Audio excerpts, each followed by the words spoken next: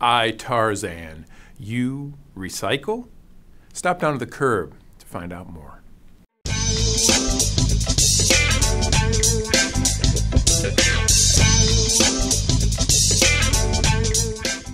Hello, I'm Waste and Recycling News Editor John Campanelli. More on some Stone Age recycling in a bit.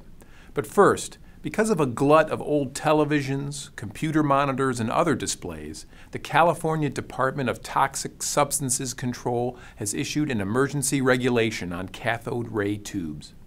Recyclers will now be allowed to toss CRTs in hazardous waste landfills if they cannot find an appropriate market for the glass. Because CRTs contain lead and other hazardous materials, they were often recycled into new CRTs. But since production of new tube televisions and displays has stopped, so has the need for the glass. Now, old TVs and other CRT displays are literally piling up, creating unsafe situations around the state. California residents pay an upfront surcharge of between $6 and $10 when they buy a new television. That money is supposed to pay for recycling old TVs. In other news, Waste and Recycling News senior reporter Jim Johnson is back from another installment of his On the Job series. Jim was in Sanford, Florida, where he spent the day with Hippolito Gonzalez, manager at Progressive Waste Solutions Container Repair Facility. Gonzalez and his crew spend the day repairing containers, compactors, and roll-offs, welding, grinding, painting, even doing electrical work. By repairing instead of replacing the equipment, Progressive can save hundreds of dollars per unit, and there is an almost endless supply of equipment that needs repair.